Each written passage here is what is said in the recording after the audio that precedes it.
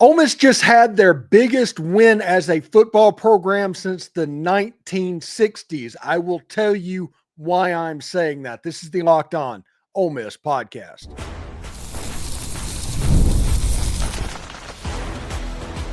You are Locked On Ole Miss, your daily podcast on the Ole Miss Rebels. Part of the Locked On Podcast Network, your team every day. Welcome to the Locked On Ole Miss podcast. I'm your host, Stephen Willis, a 10-year veteran member of the national media with Yahoo Sports and a former Ole Miss staff member as well. We are going to talk about the Ole Miss Rebels winning a huge game against the South Carolina Gamecocks, 30-14 on Saturday night. Yes, I realize that South Carolina is not a good football team. That doesn't make this win any less big. Everything was against this Ole Miss team. And how many people that's been watching Ole Miss play saw this exact type game and Ole Miss just not show up for it, not answer the bell? And when this game started out, the way it started out, how many people said, oh no? That is why this is the biggest win since the 60s. Ole Miss is now 85% chance-ish to make the college football playoff. They've got the Citadel next week. They got Florida the week after that. Florida has Kentucky on Saturday, who just won on the Plains at Auburn. Oklahoma is up by, I think, 2 scores on the Tennessee Volunteers tonight. Today was a perfect day for Ole Miss football. So many people took L's in this game. You could not have a scenario where there were 8 or 9, 10-2 teams. These people losing games and taking themselves out of the playoff conversation, that's a benefit to the Ole Miss Rebs. Beat the Citadel, beat Florida, beat Mississippi State, and you will find yourself in the college football playoff. If you win all 3 of those games, you'll find yourself hosting a college football playoff game. And listen, this episode is brought to you by Mazda. Like our players, we sweat every detail because when you make every move count, pulling off the unexpected is only the beginning. Stay tuned later for highlights in this week's Moving the Game Forward. Mazda, move and be moved. All right. So this thing started off about as badly as it could for the Ole Miss Rebels. And you could see where you're just like, oh, I'm getting nervous because there was a dropped punt. There was weirdness. Trinidad was off all night long. And there are 2 saving graces for the Ole Miss Rebels. First of all, there was Kewan Lacy, who had his star turn that I predicted over and over the course of the week. And the defense absolutely smothered the South Carolina Gamecocks. Lenore Sellers couldn't figure out this Ole Miss defense. There were times that Ole Miss was getting home and getting after Lenore Sellers, blitzing 2 people, only 2, rushing the quarterback with double spies of Andrew Jones and Suntarine Perkins. Suntarine Perkins, by the way, had an All-America level game. Absolutely. Sack and a half, interception. He was the Suntarine Perkins that we were hoping that he would be.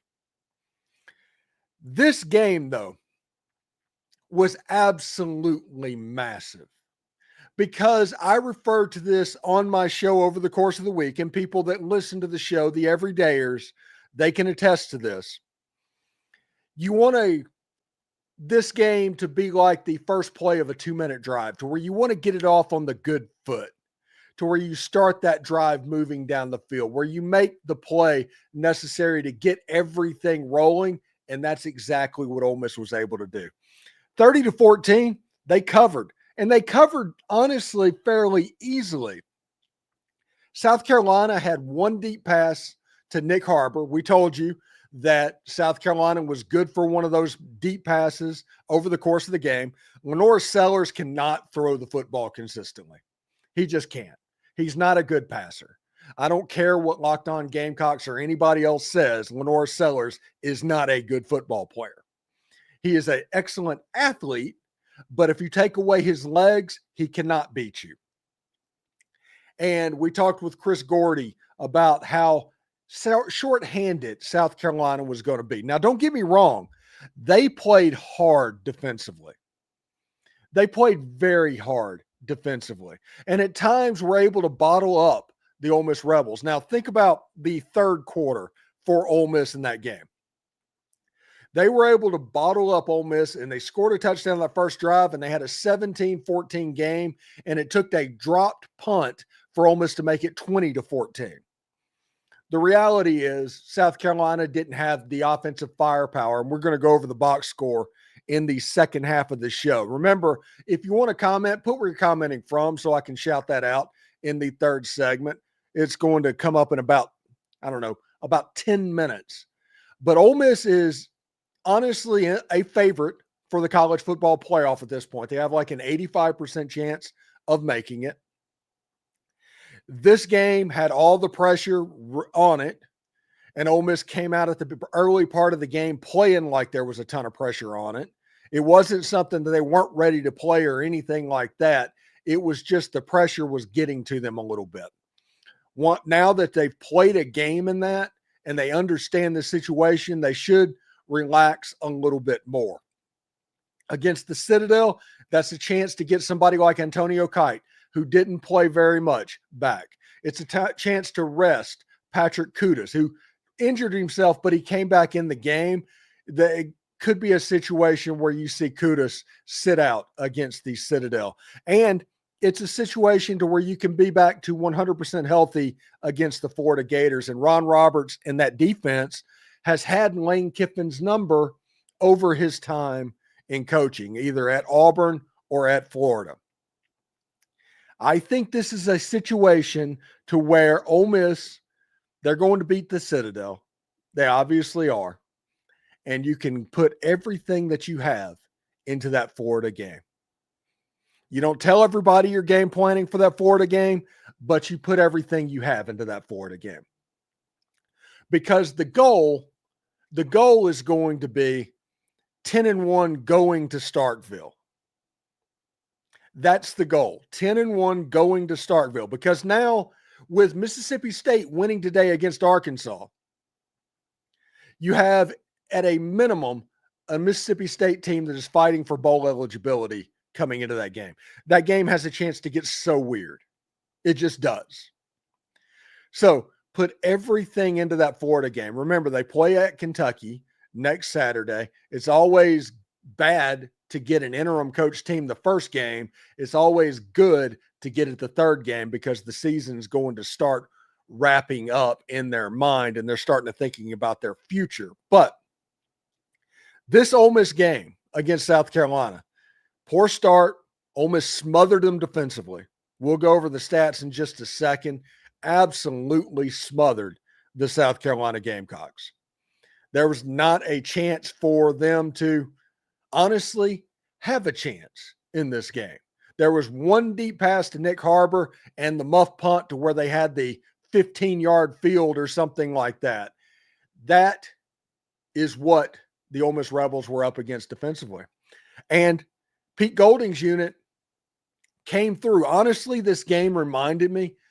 Does everybody remember the Arkansas game in 2023? Offensively, Ole Miss couldn't get much of anything going, but defensively, they were just nails, possession after possession. And the defense ended up winning that game. That was ultimately a team that went to the Peach Bowl, beat Penn State, all of that. But this game reminded me of that game. And now you have the Citadel coming in, Florida coming in, Mississippi State. You're on the precipice of absolutely being elite. If you win the next 3 games, if that happens, whether it's by 1 point or 40, it doesn't matter. Style points don't matter. Ole Miss didn't play well for large stretches of this game, and they won by 16 points.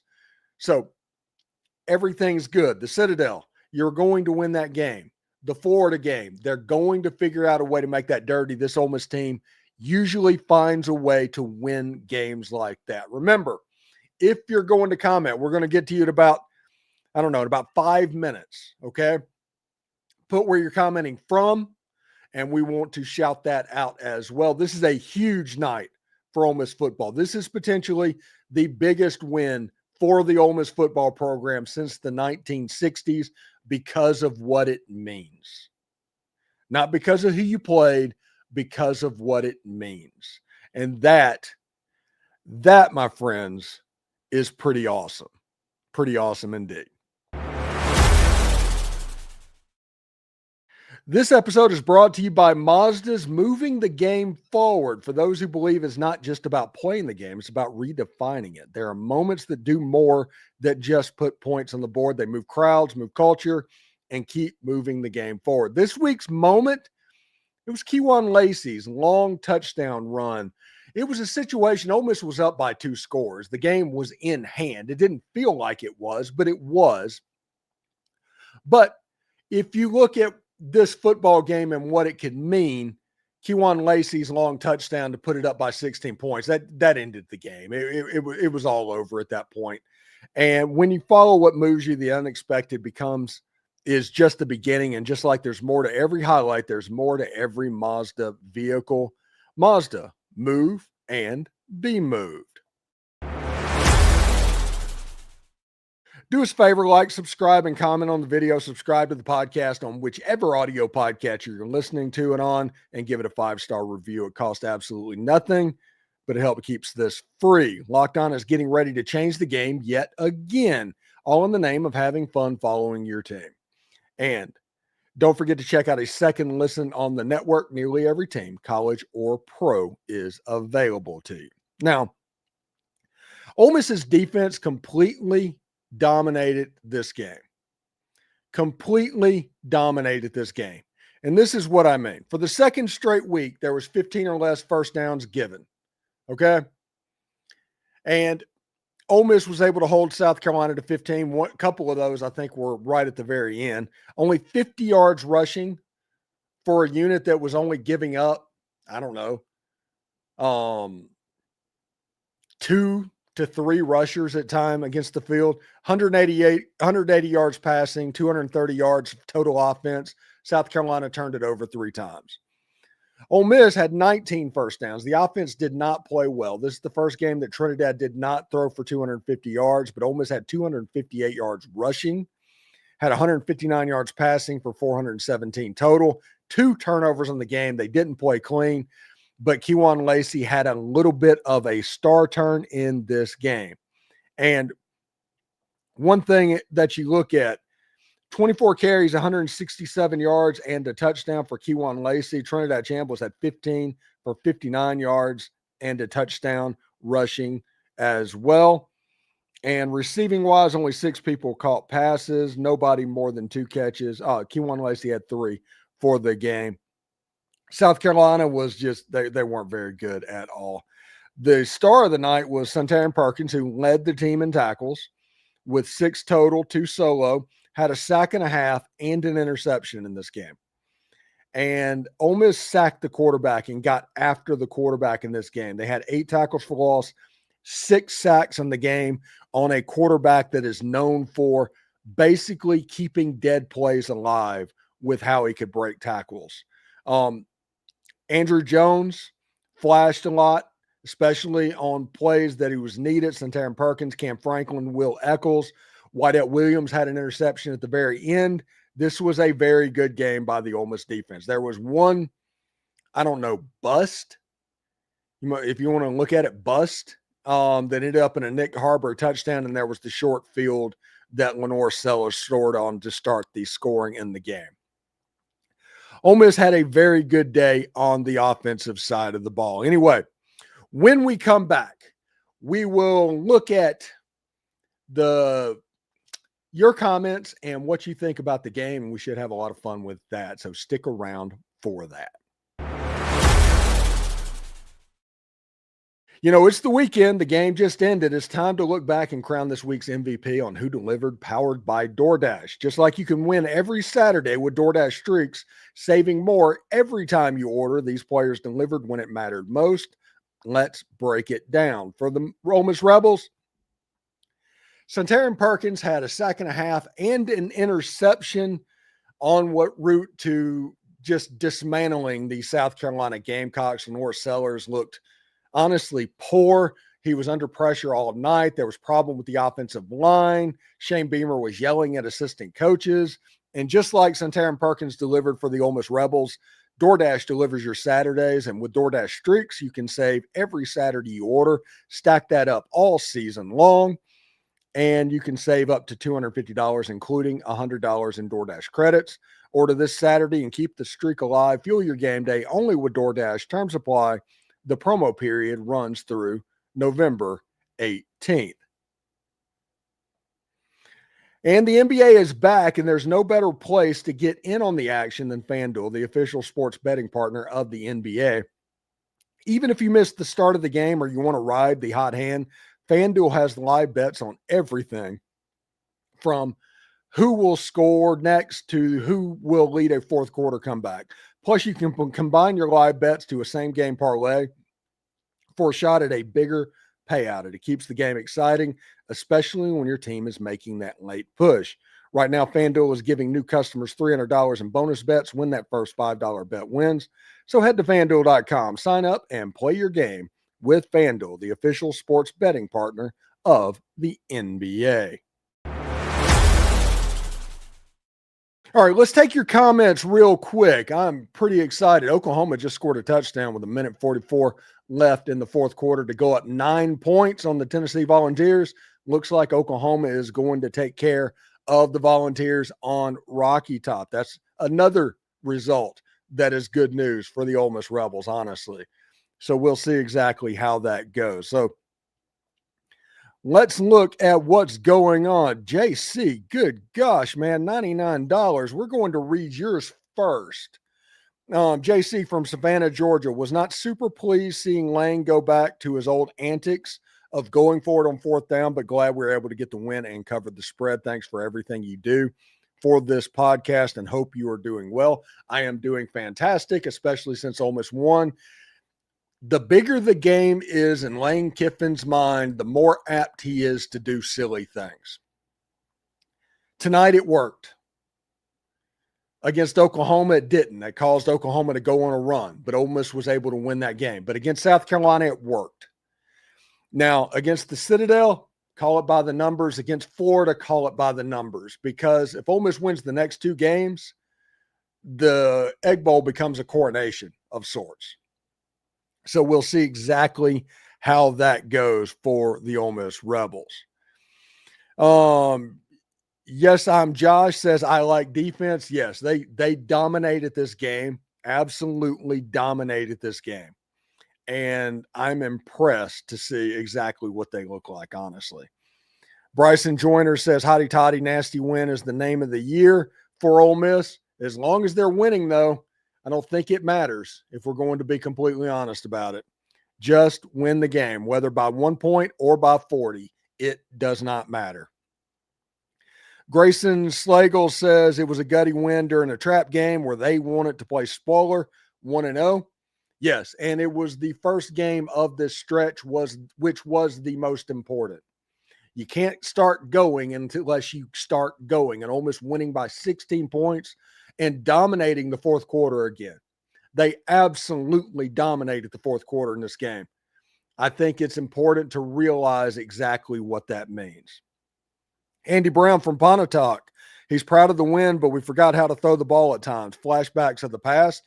I think they just didn't want South Carolina to get a pick six or something to where there's no way that they could drive the field and score a touchdown. I think that was Lane just rolling it up and playing winning football from time to time because honestly, he knew that Trinidad didn't have it because Trinidad didn't have it today. Mr. Guest. Didn't look locked in the beginning. It started like Kentucky last year, but we got back on track, got the win, which is all that matters. Josh from Taylor, Mississippi. Eric Cornegay, let this be a November to remember. Absolutely, Eric. Hotty toddy.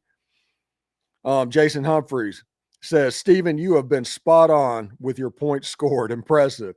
Yeah, and I also said this was going to be a Kewan Lacy star turn game. And I predicted that Lenore Sellers would hit Nick Harper on a long touchdown in this game. I called this game pretty perfectly. The people that are everydayers looking at this game was like, holy crap, I knew exactly how this was going to go. Chris says Kewan Lacy is the best running back in the SEC. It's not even close. He's amazing. The only thing that I have questions about him at this point, and I think it's going to get better, is just a young thing, is sometimes he has vision problems as far as he goes left when he should have went right. I think as he gets more and more carries, that'll become more second nature, and he is starting to bust long touchdown runs. He had a 30-something yarder against Oklahoma, had nearly a 50-yarder against South Carolina. So Tennessee scored a field goal with 47 seconds left to cut it to 6 points. We have an onside kick coming if you're watching this.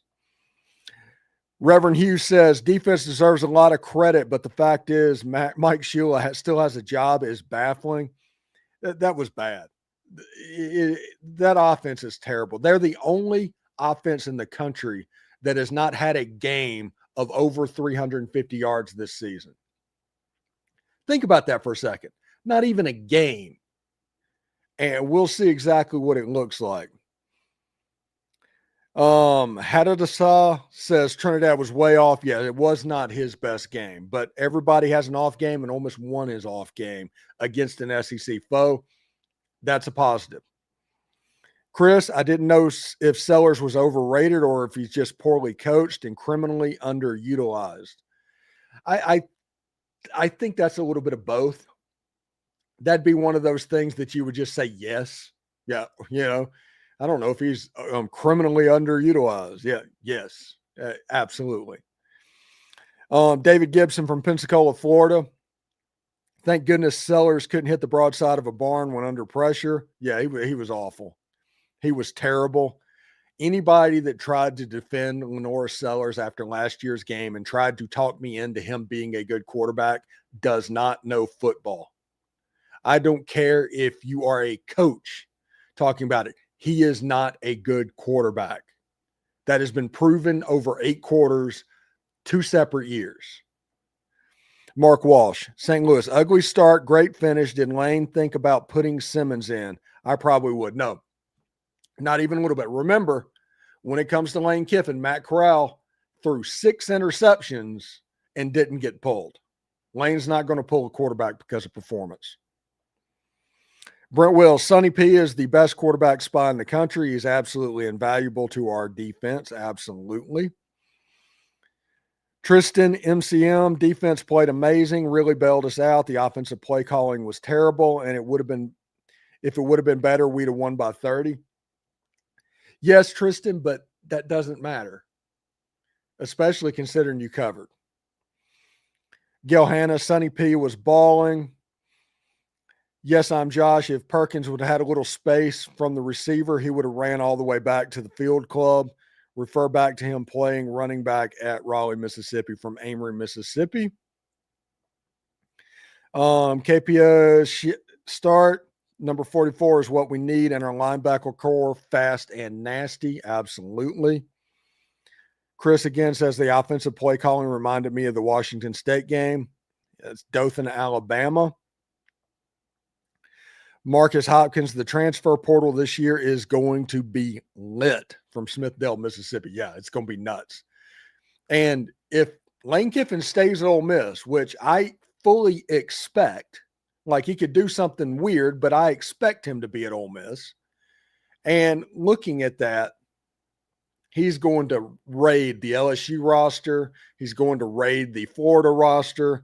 He's going to raid probably the Auburn roster, who Hugh Freeze, if he's probably fired already right now. The Arkansas roster, there's some players. We talked about that in the pregame show a little bit. That's what's at Lane Kiffin's fingertips right now at Ole Miss. Oklahoma's in the victory formation. Tennessee has 1 timeout left. It is 2nd down. The game is essentially over. Oklahoma's up 33-27. Tyler Leslie from Morrisville, Mississippi. This could be our year. Could easily win it all. There is not a non-flawed football team out there. Ole Miss can beat anybody that they would play, honestly. Brent Wells, that this same team looks like took Alabama to the limit last week. They have excellent pass rushers. Kason Hubbard from Hernando, Mississippi. Oscar Bird and Kewan Lacy legacy game. Locked on Vandy. The coaching at South Carolina has ruined Sellers. Corey Burton and Locked on Vandy. If you have not subscribed to another Locked on site, subscribe to Locked on Vandy. He is well worth your going on, and you don't play Vandy except every other year now. So you can look at that. Somebody says, Hadassah says, I hope Whit Wicks gets in the portal. Yeah, Ole Miss definitely seems to have an end there, right? Mark Walsh says South Carolina's quarterback is so overrated. He is. It is terrible. He's garbage. He's horrible. Sorry. William Bowles says, do you think that Ole Miss will win the last 3 games? From Smyrna, Tennessee. Hey, by the way, my 25th wedding anniversary is in December. I am going to be in Smyrna, Tennessee at that time. Right, Ole Miss is going to be favored in their last 3 games. The Citadel, Ole Miss is going to win. I think even in a worst case scenario, people would tell you that Ole Miss is probably going to, at worst case, split the last 2, which means Ole Miss is likely going to the college football playoff. But if Ole Miss beats Florida, the game in Starkville, which Ole Miss has only lost 1 time since Hugh Freeze was on the sideline down there, that game becomes a coronation of sorts. So Ole Miss can win the games. Furry Beach says Chambliss was a little off tonight, but give South Carolina some credit. They made Ty Simpson look off too. That's still a good defense. Lacy was just a man out there from Oxford, Mississippi. Pat says front 7 ate like Golden Corral gave out a free buffet on Veterans Day. They actually do give out a free buffet, and I tend to take advantage of that. So yeah. Conrad 1097. Yeah, third quarter was run up the middle every single play.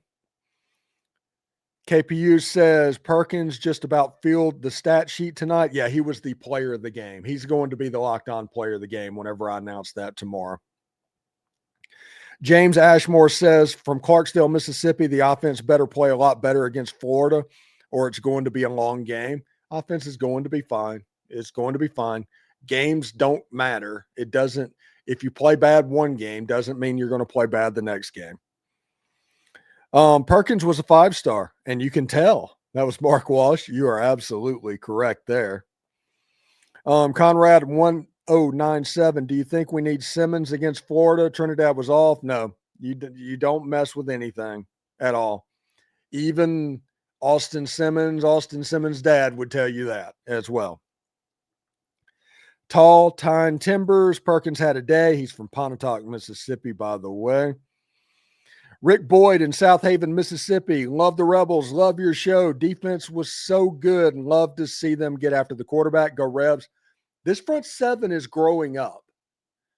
They struggled against Georgia, but everybody has struggled against Georgia. And Taylon Green was so athletic as a quarterback, he could outrun the players. Nobody else can seemingly do that. And that is interesting to see exactly what goes on. Joel Nichols, great win. Let's go Rebel Nation. That's from Tupelo, Mississippi. KPU says, shout out to Andy Jaffe for that recovery. Yet that's my Clearwater boy from like 60 or 70 miles down the road. Very exciting stuff. Good for Andy Jaffe to land that. Jessica P., Yorktown, Virginia.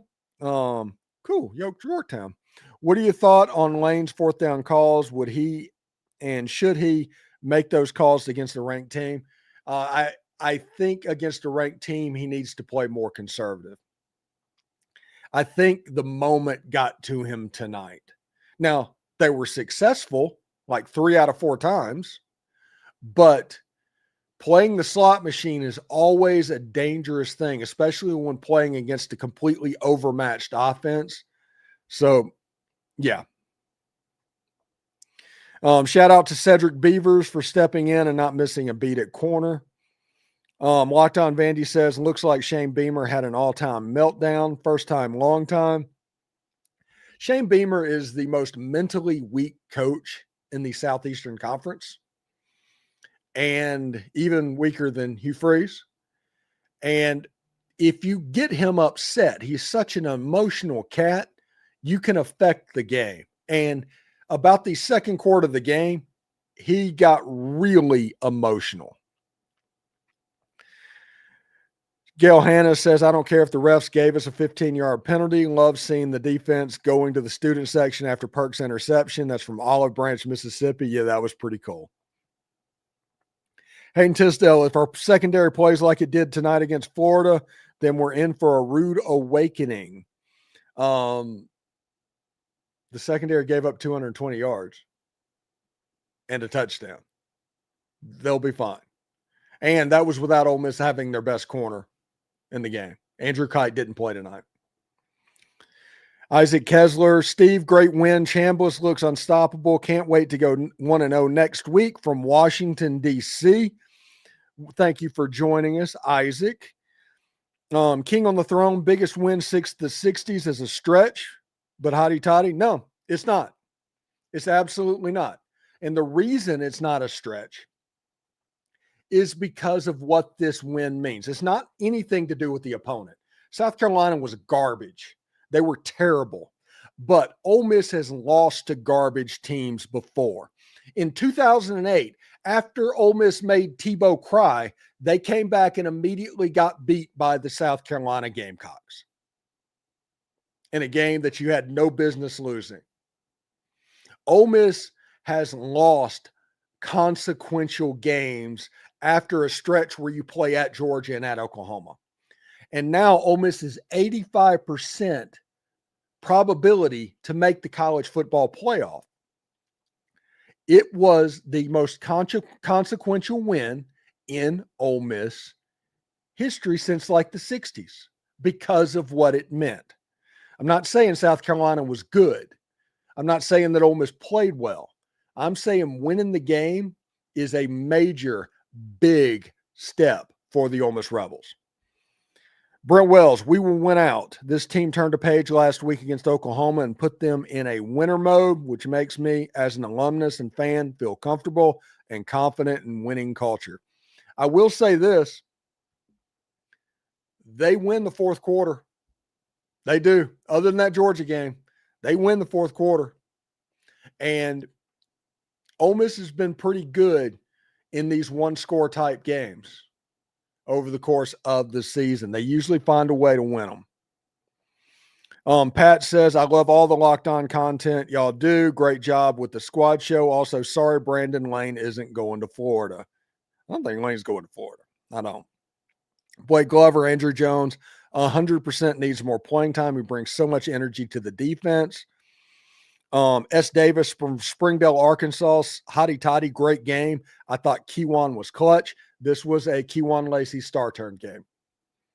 He's going to go into the Citadel game, and he's going to go into the Florida game with being a worry point for the defensive coordinator. Jeb, very conservative offensive game plan tonight. Yes, it was. Jerry Marshall Jones is a beast. Let's see.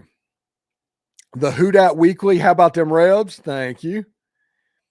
Elmer says from Picayune, Mississippi, hotty toddy, great win. Seemed like Chambliss was having some miscommunication with the sidelines on offense. Ray Duncan, I'm 60. Ain't got too many episodes left in the chapter of my life. I got to see my Saints win a Super Bowl, baseball win a natty. Why not have a natty to piss off everyone but us Rebel fans? Pat says, Stephen, a week from Monday is the Marine Corps' birthday. That automatically means you're required to make me a guest on that night's episode. Honestly, Monday night,